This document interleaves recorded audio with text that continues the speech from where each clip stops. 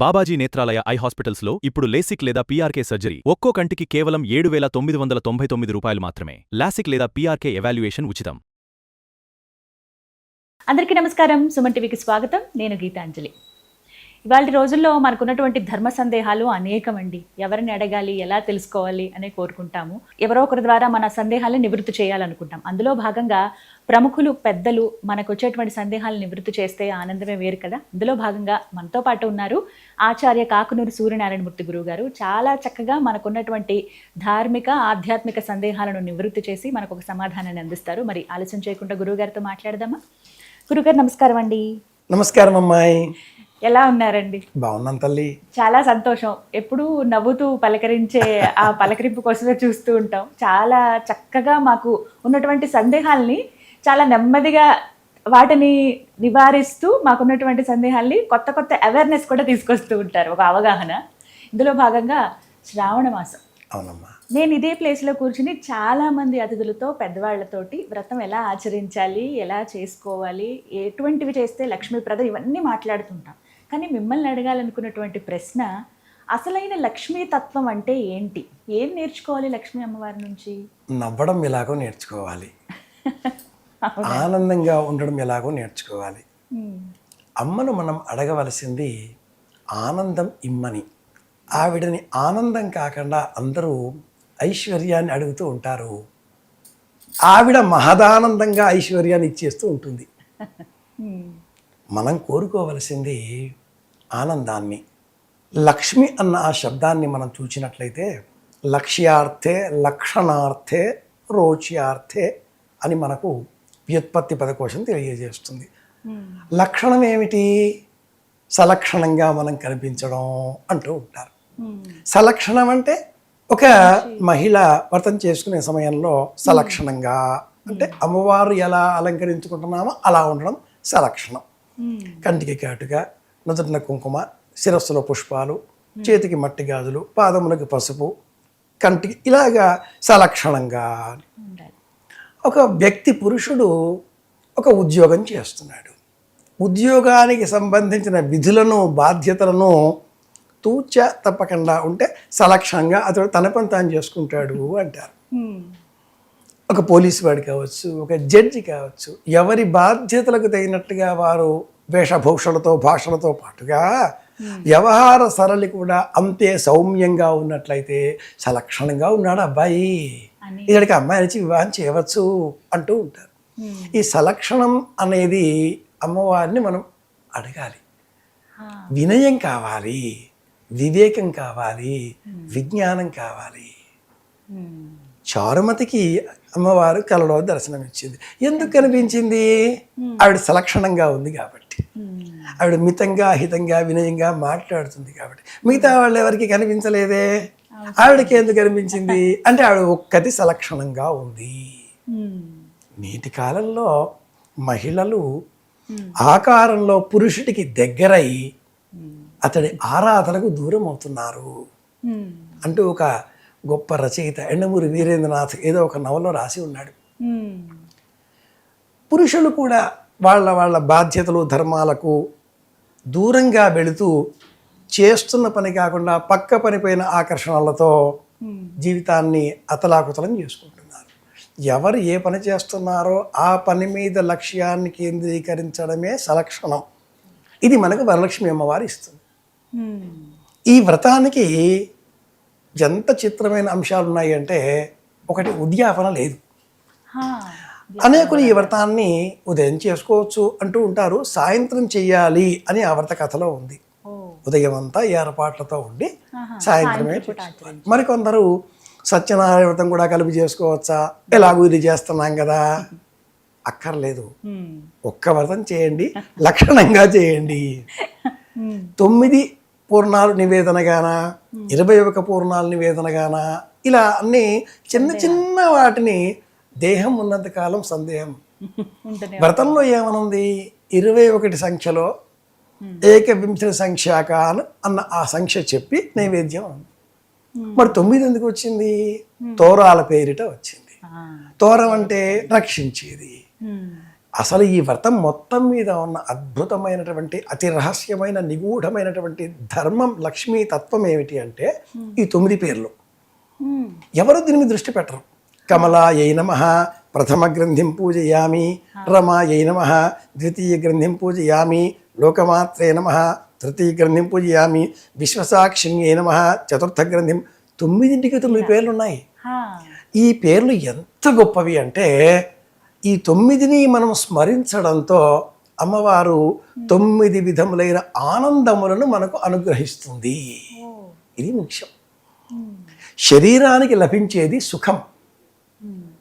కూర్చున్నాను నాయన, చక్కటి ఏసీ వాతావరణం బ్రహ్మాండంగా ఉంది, శరీరానికి సుఖం కలుగుతుంది. కాసేపు అయ్యాక చల్లగా అయిపోయింది, కాస్త 22 చేస్తారా అంటారు, 20 చేస్తారా, 25 చేస్తారా. శరీరం పరిస్థితిని ఎప్పుడు మార్చుకుంటూ ఉంటుంది. మనస్సుకు కలిగేది సంతోషం. ఇది 2వ స్టేజీ, లెవెల్ పెరిగిపోయింది. అమ్మవారు మనకు మొదటి 3, 2వ 3, చివరి 3. ఈ 2వ 3లో సంతోషం ఉంటుంది. సంతోషం మనస్సుకి.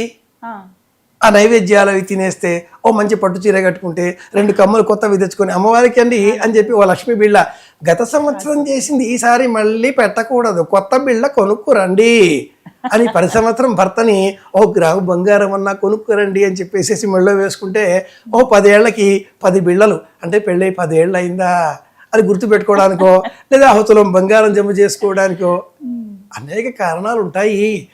ఇదంతా మనస్సుకి సంతోషం కదా. సో శరీరానికి కలిగేది సుఖం, మనస్సుకు కలిగేది సంతోషం. ఈ 2 దాటిన తర్వాత ఉండేది స ఏకో బ్రహ్మణ ఆనంద సయశ్చాయం పురుషే యశ్చాసావాదిత్య. వేదంలో ఎవరికైతే ఆశిష్ఠుడు, దృఢిష్ఠుడు, బలిష్ఠుడు, సమస్తమైనటువంటి బలాలు తెలిసిపోయి ఉంటాడో, సమస్తమైన సంపదలు కలిగి ఉంటాడో అతడికి కలిగే ఆనందం మానుషానందం అని మొదలుపెట్టి ఆ తర్వాత బృహస్పతి ఆనందము, ఇంద్ర ఆనందము, 12 ఆనందాలు అయిన తర్వాత చివరిగా వచ్చేది బ్రహ్మానందము అంటాడు. కవి సమ్రాట్ విశ్వనాథ సత్యనారాయణ గారు కావ్యానందం అనే ఒక పుస్తకం చెప్పారు.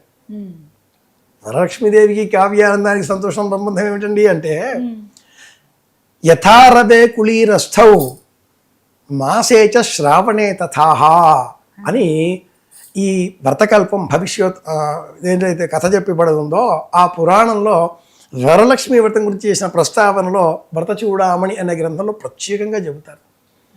కర్కాటకంలో సూర్య సంచారం ఉన్న మాసంలో ఈ వ్రతం చేసుకోవాలి.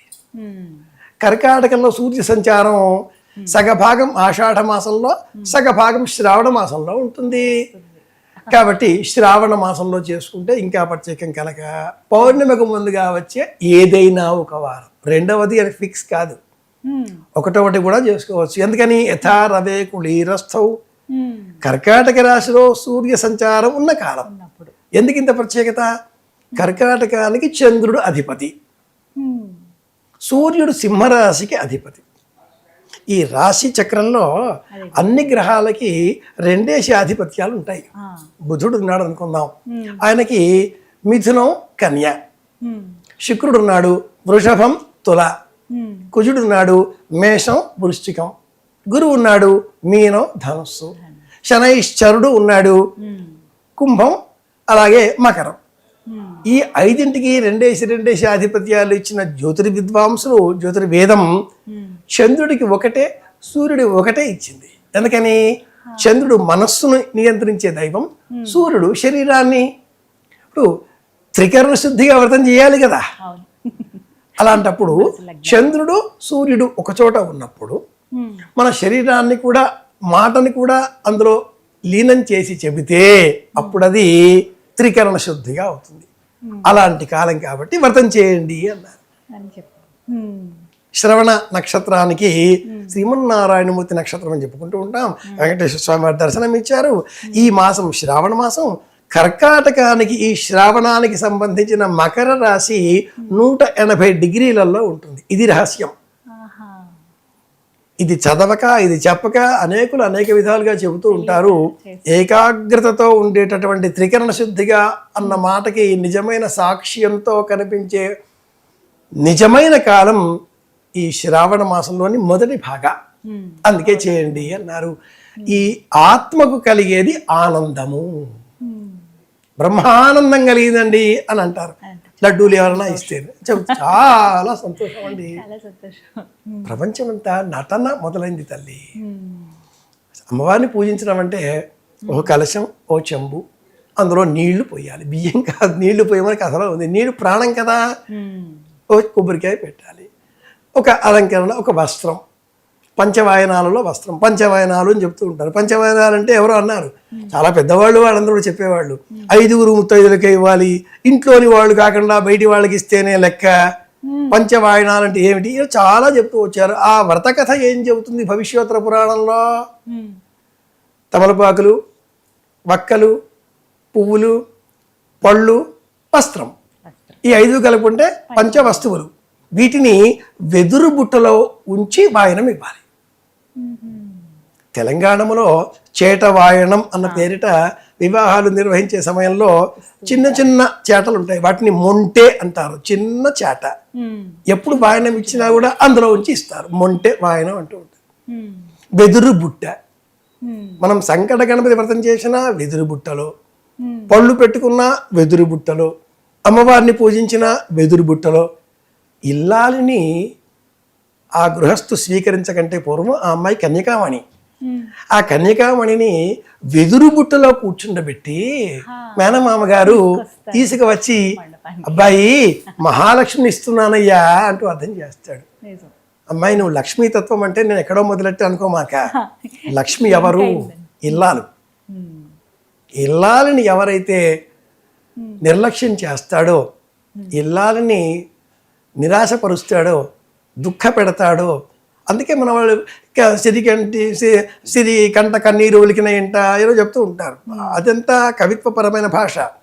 బుట్టలో ఆ అమ్మాయిని పెట్టి కన్యాదాత, తల్లి తండ్రి పెంచి పోషించుకున్న 25 ఏళ్ళు మాది అని ప్రేమతో పెంచి పోషించుకున్న ఒక ప్రాణాన్ని ఆ కన్న తల్లి తాను చనిపోయేంత స్థితి అనుభవించి ఇలా పుట్టిన ఆ చిన్నారి పాపని ఇంత పెద్దగా చేసి బుట్టలో పెట్టి నీకు అందించిందే. ఇతడు ఆ అమ్మాయి నెత్తిలో పెట్టుకుని ఊరేగాలి. ఆవిడ నిజమైన వరలక్ష్మి.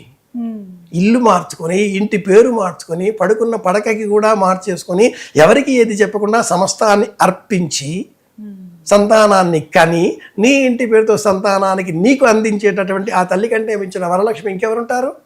అంతే కదా.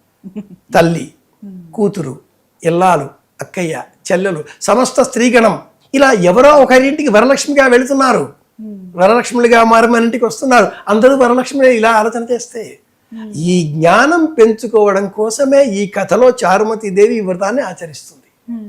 ఇది తెలిస్తే ఆనందం, ఇది ముఖ్యం. ఇది అసలైన అర్థం. చాలా చక్కటి అవగాహన గురువు గారు. ధన్యవాదాలండి. కృష్ణార్పణం.